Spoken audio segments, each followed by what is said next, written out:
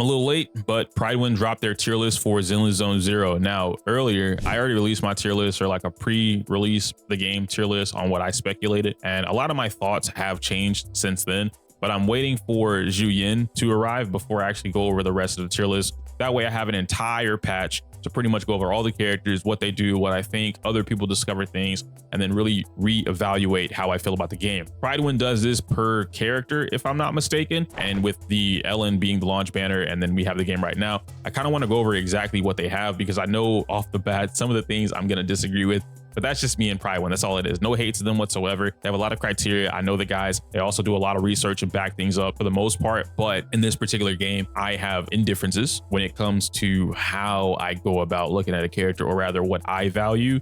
However, I've noticed that some of those things matter. Some of those things don't.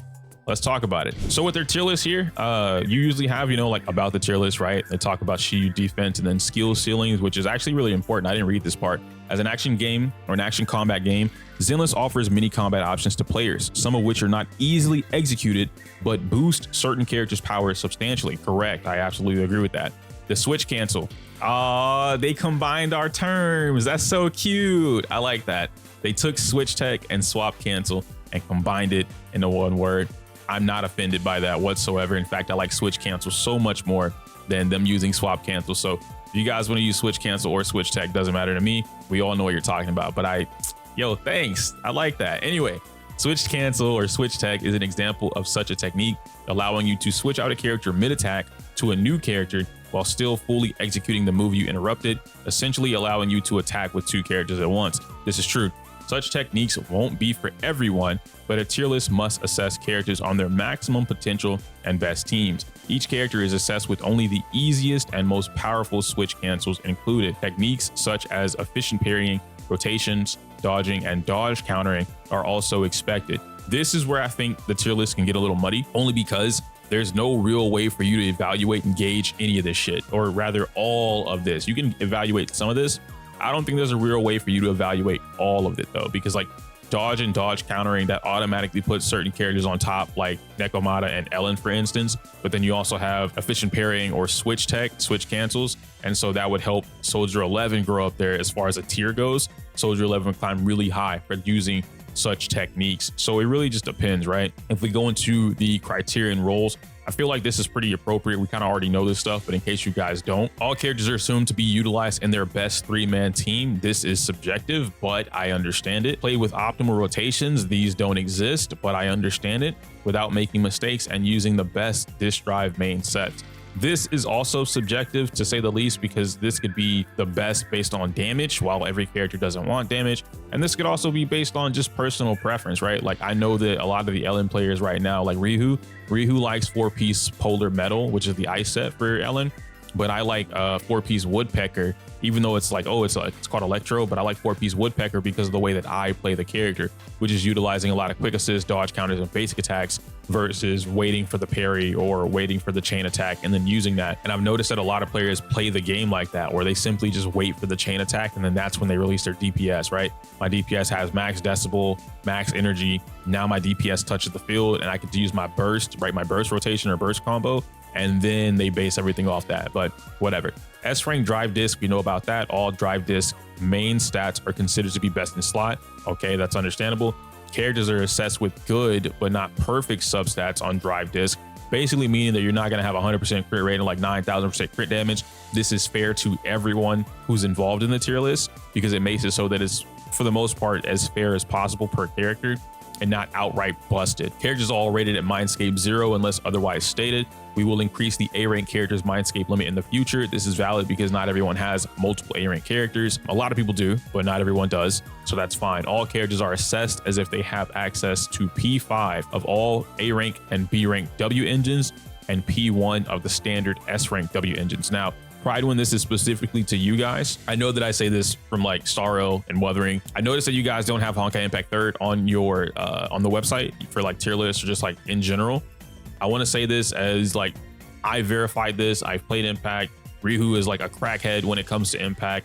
Janiro is a crackhead when it comes to Impact. I was gonna say Ufi, but not Ufi. Maddie is a crackhead when it comes to Impact. There's a lot of people that play Impact that I've talked to from CBT3 up to now, I really want you guys to consider not having this part right here, like only the standard S rank weapons. I don't think that's fair to the characters. The reason I say that is because some of these characters, similar to Impact, it is character and weapon, and now they are complete. And the game sells it to you that way. We've all seen it, and I'm pretty sure that you guys have the calcs already. You guys can see like there's a clear, some of these weapons are a 20 to 30% difference depending on, you know, like what the effect is, and then how you play that character also goes into establishing what that effect is on some of these characters. For instance, Grace's weapon. I think Grace's weapon sets her apart from a lot of other characters in the game because of what that weapon does and what it allows and the stat that's attached to it compared to an A rank engine that she might have, because she doesn't really have like there's no standard S rank weapon that's going to be good for her. That's not her own, right? It's her signature weapon. But I wouldn't say that that's good for someone else who also happens to be an Anomaly DPS character. But it is what it is. Regardless, I think that you guys should reevaluate that. Just like look into it a little bit for me, because it's okay if you judge characters like if Ellen had her signature, that's fine. I think that's totally fine, and it should be that way. It should be valid. Next up, all characters are considered to be their maximum possible level, with all skill core enhancements upgraded to maximum rank. Okay, so this is pretty much like not this isn't the relatable aspect right now, but this is like their maximum potential. I like this. This is cool. Of course, we have roles. So now we get into the pure DPS. The pure DPS characters cover the attack unit class and focus on dealing direct and immediate damage, usually through crit scaling, as opposed to their Anomaly DPS counterparts. You guys can read the rest of this here. I'm not going to bog up too much more of your time on reading the entire criteria. I just want to, like, you know, pick out the important stuff of what we're talking about here.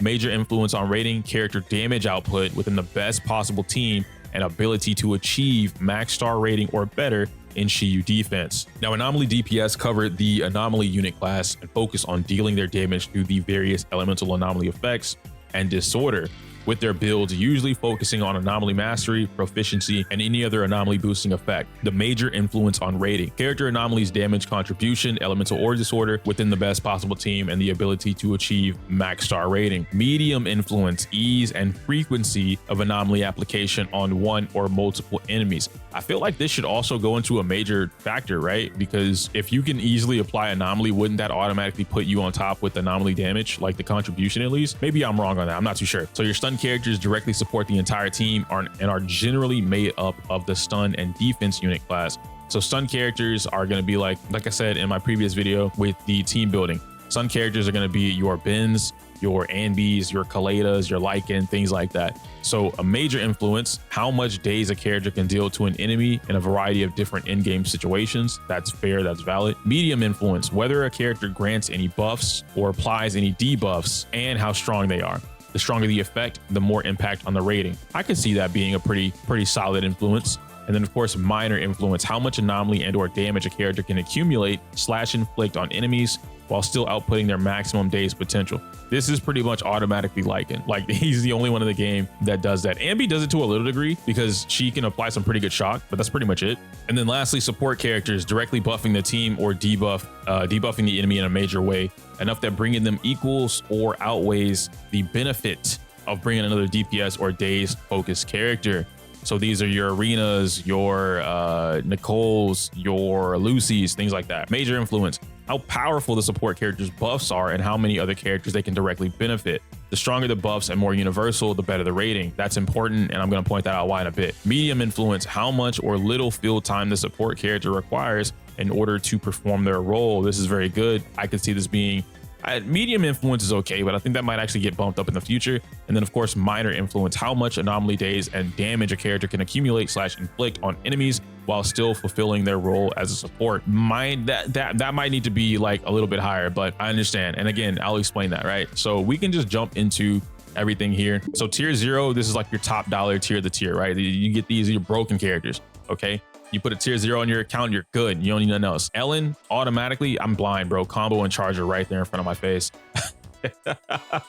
So I guess I will. Let me just briefly look over this real quick. Combo, charge, minion. Okay, so that's only Lucy. Sub DPS. I guess that's Rena as well. Sub DPS, shock, assault, buff, debuff, shield. Okay, I just wanted to make sure that I wasn't missing anything. just in case Ellen would have something that may or may not be there. But tier 0 Ellen, 100%. Absolutely agree. There's no debating that. She is phenomenal as a character. She does everything that you would want her to. But I did see, if I'm not mistaken, it is, where is it at here? One of their cons to Ellen. I don't think this is a con, but after speaking with the boys at Prydwen, I understand. I just don't agree with it.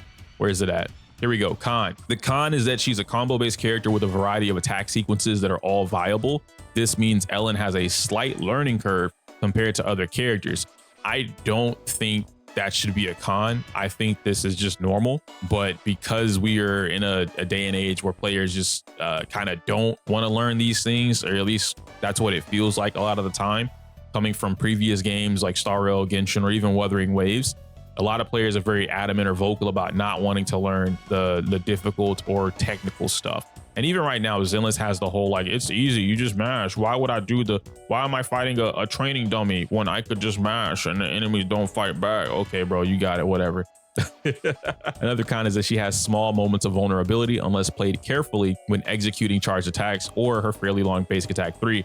Now this, I need to talk to Anne about this, but I completely disagree with this whatsoever. Like, I don't think this is the case. Ellen, being the fact that she is a dodge-based character, along with her combos, Ellen has some of the most insane iframe abuse in the game. I think her, Grace, Juyin, and Nekomata are the 4 that are, and then technically Nicole, but you need a bunch of energy for that. But point being is that those 4 off the top of my head, 100% are iframe abusers. There's so many things in their kit that abuse iframes or straight nullify attacks. It's ridiculous. Ellen, for instance, when you do her scissor stack, the charge attack, if you hold it, it actually eats projectiles. So the little energy orbs that the guys throw out, or the pew pew pew, it eats those. You also can avoid bullets. All the bladed characters can avoid bullets. So it is what it is. And then, of course, the con being her chain attack is notable. I will agree with this, though. The chain attack on Ellen is really long, but I think that's kind of everybody for the most part. But hers in particular feels a little longer because of the animation.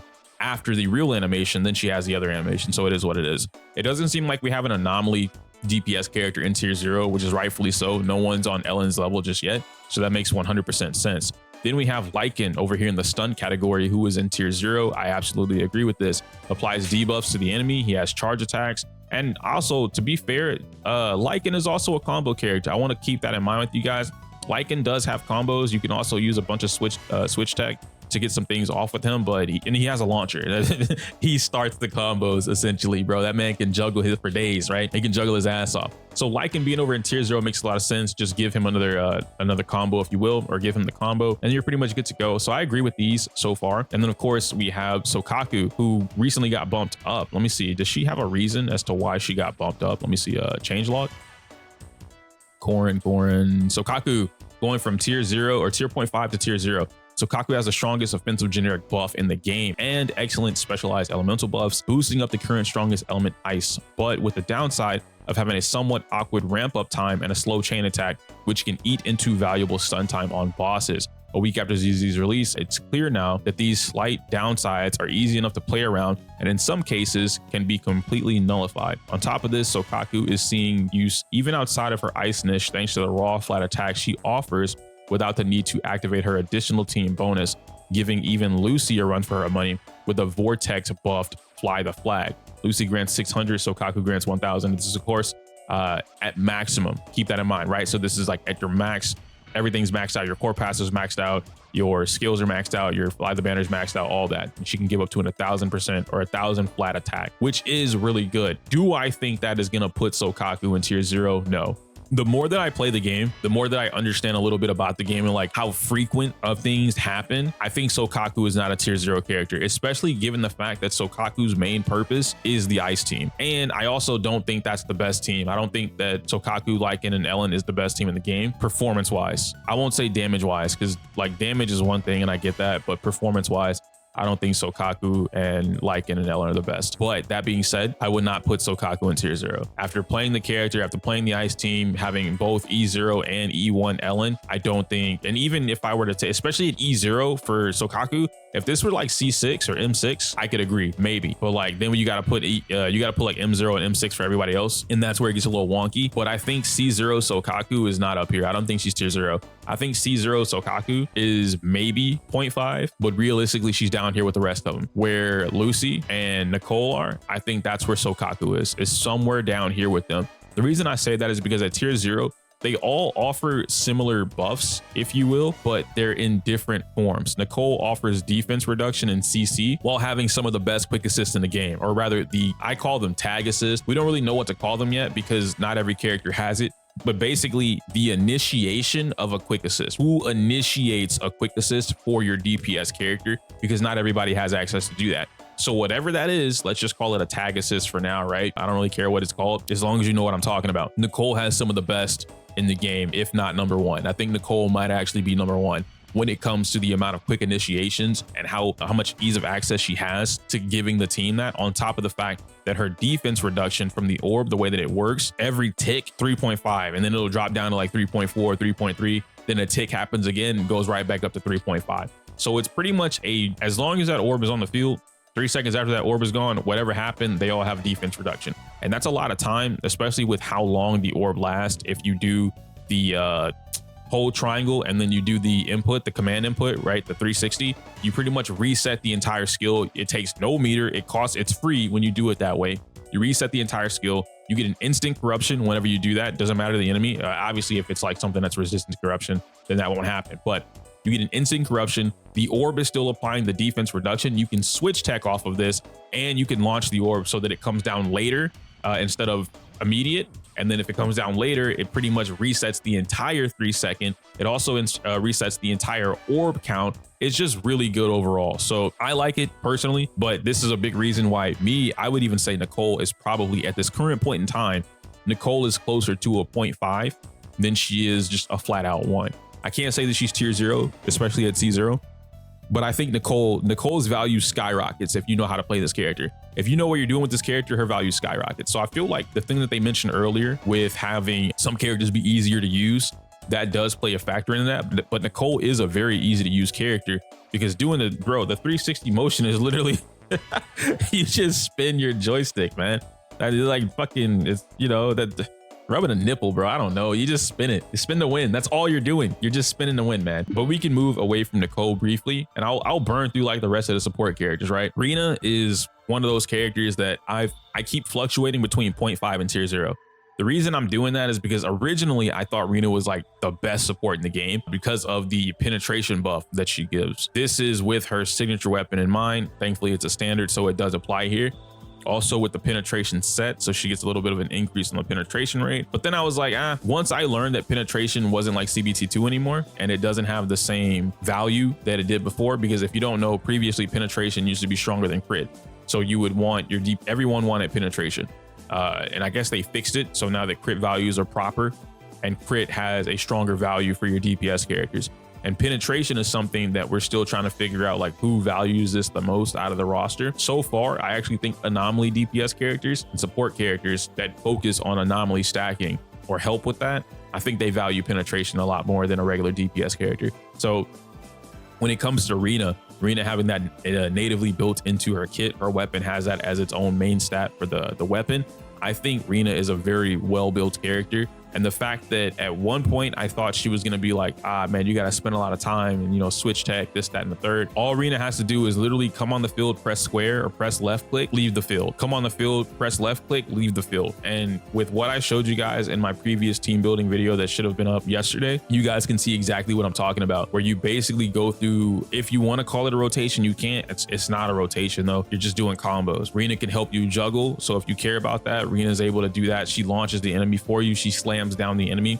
Her shock anomaly buildup is insane for a support character. Then you stack that on top with Grace, or you double down and you use something like, let's say you have Soldier 11, Ambi, and then Rina. Not only are you guaranteed shock in one combo, but you're also guaranteed burns because of the way that Soldier 11 works. You have the quick assist now. You have 16 flame suppression slashes for free, and then you're gonna build another meter. Then you have 24. It's that combo is too good. That's all I'm gonna say. So anyway, this is why I fluctuate between Rina being tier 0 and tier 5. If we're talking about characters that, or rather teams that Rina focuses on and she like benefits, almost the entire roster. She works fantastic with Ellen. She works fantastic with Nekomana. She works fantastic with Soldier 11. She is probably Grace's best partner Who else do we have here? Anton, definitely his best partner. And then, of course, you have Billy and Warren, and they would like Piper. Obviously, Piper is probably going to be better for physical. But when you factor in disorder and the fact that you want to build a team, like mono teams will be good when the enemy is only weak to that thing. Like if it's purely weak to ice and there's nothing else, obviously a mono ice team is going to be the best way to go about that. But when you're playing in Shiyu defense, most of these enemies have some form of these are weak to physical, this guy's weak to fire. This guy's weak to physical, all the mobs are weak to fire. You want to have a third. You also want to be able to trigger disorder on a lot of the things, because the disorder effect in the game actually helps you. It's basically like another bleed, right? It takes off a nice chunk of damage. It does some stuff. And then depending on what happens when you trigger disorder, you get a couple of different extra effects. So I don't know. Rena's really up in the air for me, guys, but she's definitely no lower than 0.5 right now. But I could easily jump her into tier 0, you know, with the flip of a button. That's how I feel about her. Last is going to be Lucy. Now, C0 Lucy, I think, is a very strong character, or a very strong support character. I don't think she's as strong as Nicole, which would make me by default put Nicole in 0.5 if I were going to tier this. But I think Lucy and Nicole and Sokaku are so similar. Sokaku might be a little higher, and this is just recency bias. I think Sokaku is a little higher because the fact that the ice team is the strongest team in the game right now. If Zhu Yin were the one that was here, Nicole would be in Sokaku's highlight. If Zhu Yin were here instead of Ellen, people would be looking at Nicole and not Sokaku, which is kind of why I feel the way that I do about that whole Sokaku being in C0, Nicole being in tier 1, things like that, or tier 0, my bad. Because they're very similar, right? Nicole doesn't have an ether DPS to really make her shine.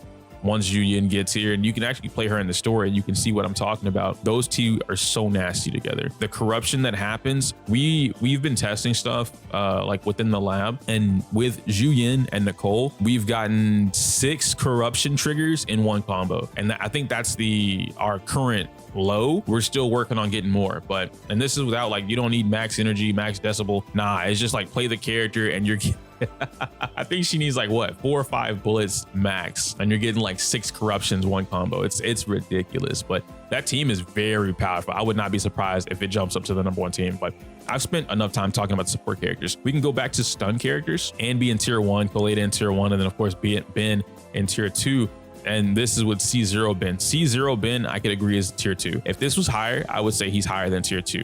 If Anby, hot take, I think Anby is better than Koleda. And I know that might be crazy because Koleda is supposed to be the S rank character. The thing that Koleda has going for her, 4-hit combo, incredible stun, especially when you give her a W engine, incredible stun, and it's easy. It's easy stun damage or easy daze damage, and it racks up fast because you only have 4 hits, right? Technically, you have 5 if you include her special. So you do 1, 2 special and she blows it up. That's a crap ton of daze meter that builds up. You do 1, 2, 3, 4, boom, blow it up. That's a crap ton of daze meter. So Koleda, as far as building daze goes, very, very strong character. This is why at one point she was arguably better than Lycan. Then they gave Lycan the ice damage resistance stuff, and hey man, what can you do? You know, but Koleda could make an argument for being like 0.5 if she had more to her. And I don't think that her kit is anything besides daze. Like right now, Koleda's whole kit is just daze. If you were to factor in the fact that she can do some decent damage with that daze, like built into her kit, maybe. But then you also have the fact that so could Anby, and to a bigger degree, Anton would do more damage. But if I were looking at Anby as a whole, not only does Anby have a short combo, Anby also gives you access to combos, switch techs, juggles, and a bunch of other stuff that Koleda just doesn't do. You also have similar daze value. And then once you start to get like C1, C2, C3, C4 on your Anby, her daze starts to go up. The daze she inflicts also goes up. So now it becomes a quick and fast daze that she's able to build up. She's also able to help you build up the shock, which right now, I think shock is a little stronger than burn, given the enemies that we have to face towards endgame. So I feel like that's more appropriate, but again, up in the air, right? This is just a personal take. Could be a hot take, like I said, but I do value Anby more than Koleda at this point. If we move over to Anomaly, the only one we have here being Grace and then Piper. I think Piper being in tier 1 right here is good. Piper as a unit though, like as a character, this character's fucking nasty, dude.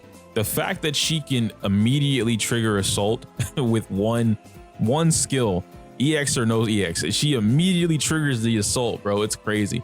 And then if you were to add Billy or Nicole into that factor, oh my gosh, it's even better when you start doing disorder. When you trigger the bleed disorder, dude, you start seeing HP melt left and right. And then she has her own form of CC, which is crowd control. So if you were to gather them up, not only can Piper juggle enemies, but she can also, or rather launch. She can launch enemies and then juggle them. So you can launch, switch tech, keep the juggle going, switch back into her, juggle it again. You can launch with her, juggle with her, switch tech, get a bunch of crazy damage going off, and you can start stacking stuff. One thing that I really want to try out is that Lucy, I don't have Soldier 11, so I can't do this anymore, but I got to do it during the beta.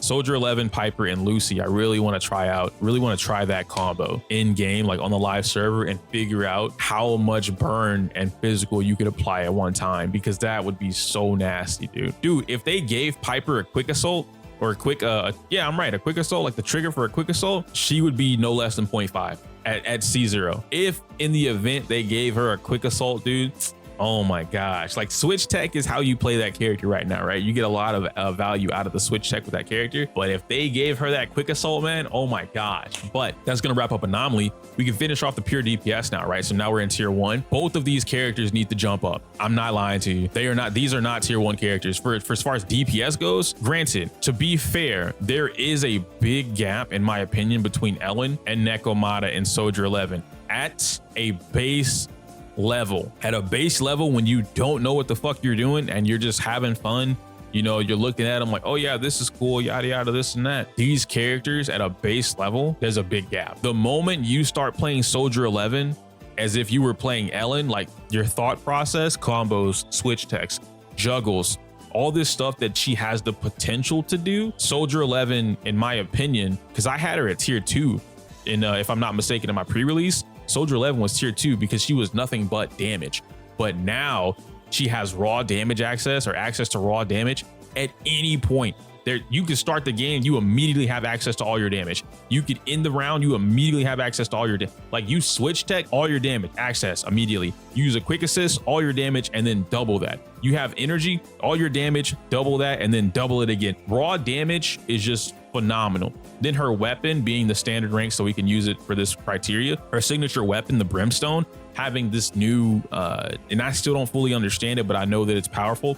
It has a mega attack buff. So you already have your regular attack percent, right? That's your regular attack that you're going to give to your character in the equation for your damage. The weapon gives her mega attack. Again, I don't know how to explain it. Just know that the word mega should mean more than regular attack, right? So it adds on top of that. If all the equation was one thing, mega attack basically adds after that, right? You do the equation and then you apply the mega attack, boom, you have even more. The fact that Soldier 11 has that built into her weapon for her to take advantage of is insane. This character is a 0.5 character, dude. Especially when you look at, if we're talking about best team comps, Soldier 11, Piper, Lucy, Soldier 11, where's she at? Soldier 11, Ambi, and then Lucy. Like, there's so many things that you could do here. Soldier 11 doesn't even need to act. It's just more damage if you want the Lucy effect, right? You could replace Ambi with Coleta. I personally wouldn't, but if you did do that, now you have a new support. Nicole or Rena make up for a great time. You could even do a double DPS thing where you have Soldier 11, you have Grace,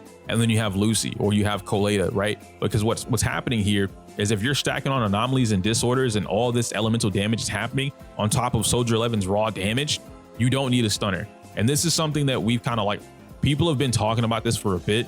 I'm like really late on the come up with this because I only recently got a bunch of characters and I'm still missing Soldier 11. But when it comes to Grace or the other anomaly building characters, it's gotten to a point where you can just build anomaly and you don't need a stunner. The anomaly that's happening is so fast. It's such an increase. It's such an increase in the damage output that you're getting because of your ability to build up the anomaly. You get the reaction from it. You then trigger disorder. And then the days is also stacking up on top of that due to some characters having like increased days when you have the anomaly effect on them. Not even mentioning the W engines. Some W, actually most W engines, A rank and above, change the way that you want to play a character. If it not like so much as like, oh, I don't want to use my skill anymore. No, but it changes the way that you go about your damage, right? Like, how do I apply my damage formula or my combos? How do I want to swap in and out? This helps with managing what you got going on, and it's all from the W engine. But 100% Soldier 11 needs to be in 0.5 minimum. Nekomata, almost the exact same reasons that I just mentioned about Soldier 11, except replace the easy access to raw damage with you need to know what you're doing.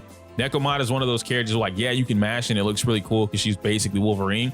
But if you knew what you were doing and you have her W engine because it's a standard weapon, this character is cracked out of her mind. The ability to go from one enemy to another enemy to another enemy back to the other enemy, group them all together, cross slash, and they all get assaulted. It's insane. You add Piper onto that team. Now you have another form of CC control or crowd control. Piper just boom, boom, boom, boom, boom, boom, boom, right? Spinning everybody. They're all grouped together. And then you have Nekomata. You switch tech off of Piper. Piper's still spinning, by the way. If you switch tech at the right time with Piper, she keeps the spin going. So you'll get like 5 or 6 more spins before she lunges herself in the air and then slams back down, right? During that time period, they're suspended in the air. They're in the juggle state. You swap in a Nekomata. Nekomata can do whatever she wants, but your goal here is to get behind them. But the problem is because they're spinning, some enemies can rotate. You don't really have to worry about this too much. It's very rare that this happens. But anyway, point being is that you boom, dash behind them, right? Immediately cross assault, bam, trigger assault. She's still spinning. She's racking up more assault meter. Guess what happens? 1-2 attacks, Nekomata does it again, boom, cross assault. What happens if you do it proper timing? Piper slams her axe, she slams down, Nekomata slams down. Both of those final hits have a huge physical buildup for the Anomaly. Boom, another assault trigger. They both get slammed down, hard knockdown. It's so wonderful. Nekomata is insane. This character, like anyone sleeping on this character is just not doing it. This character's OD, dude. I've never seen a Wolverine type character be bad in any game whatsoever. No fighting game, no action game, no mock-up of a game. Even in Midnight Suns, I've never seen that. And that's a card-based game. Put her in tier 0.5, bro. These two characters, when you play them at an optimal level, you know what you're doing. 0.5 characters. Now we can talk about Anton. Anton is no longer a tier 2 character. Well, okay, to be fair, this is C0. If this were C1, he's minimum tier 1. And I think even C1 through C6, I think Anton is a tier 1 character. I think he's tier 1, I think he's fine. I think Korn being tier 2 is okay. And then of course, I think Billy being tier 3 is fine. These two characters just lack. That's really all it is, right? Korn, while she looks cool, it's her animations that are a problem and the range. So as a fighting game player, anyway, in fighting games, you have like, you know, hitboxes and the range at which you can hit something or a hurt box, but we won't count the hurt boxes in this game. Korn has a big ass like pizza cutter and it doesn't have a big ass pizza cutter range, which puts her in this really awkward situation where you could be a close range, but have a long weapon. So that's what's called like a disjointed hitbox, like Testament from Guilty Gear, right? You could be a character like that has a bunch of really good damage, simple moves, and they hit really hard and they don't have to be in the enemy's face. That would have made Korn significantly better. But what happens is Korn has like this tiny range with a big ass weapon simply because she holds the sword or the pizza cutter. She holds it so close to the blade. So she's missing out just from like character design nerf as it is. Billy is kind of cool, but Billy's moveset I think holds him back. Billy has things that like stun states in frozen or midair. You can juggle the enemy. Boom, he gets the one bullet off and they stay there for a bit. Or you can just straight up like go into the crouch state, and then he can stun them and keep them juggled up there until you're ready to switch off, right? But these are juggle combos. This is just purely on the cool Deadpool factor. Billy is lacking in everything. He's lacking in speed, he's lacking in damage, he's lacking in kit, like kit abuse or the strengths of his kit. Billy doesn't have a lot going for him right now, and having multiple characters try and play around, not so much Billy's kit, but play around Billy's movement, right? Playing around like Billy as a character, the actions, the combat, it's really hard to do that. But ultimately, I think that's my opinion on everything so far when it comes to the tier list from Prydwen. I like it. I think it's not bad. There are just some minor changes that I would make, but again, these are changes coming from me where I look at the game or I value characters a little differently, and that's okay, right? Like, I think it's appropriate and I think it's valid to have a tier list or to have representation where like, hey, I don't want to think about the game. I don't want to do combos. I don't want to do stuff. I just want to play the game and have fun. And I think if you did have a more perspective on that, sure, this would be great for you, or even some of the opinions would be great for you, because a lot of that stuff doesn't matter. If you don't care about like the whole combo aspect or like the in-depthness of the game, that's fine. Pick who you want to have fun with, because they're all like, oh man, I got Soldier 11 and I really like her. I really like her design, but she's tier 2. Bro, you're gonna kill whatever it is anyway. That doesn't matter, so you're fine. It doesn't really matter, dude. Build your team, have your fun, and do whatever you want with the game at the end of the day. But that's going to be it for me. Hopefully y'all enjoyed today's video. Leave a like, comment, subscribe, all that fun stuff. Let me know how you feel about the tier list. Let me know if you would move somebody around, get active, talk about some things, what you like or dislike, if the juggle properties or things that I even mentioned, if those matter to you, if they don't matter to you, and you agree closer towards like, I just want to play the game and like mash, totally cool, right? No tea, no shade. Let me know that too. I can't say my usual outro because it's inappropriate for YouTube. Smell you later.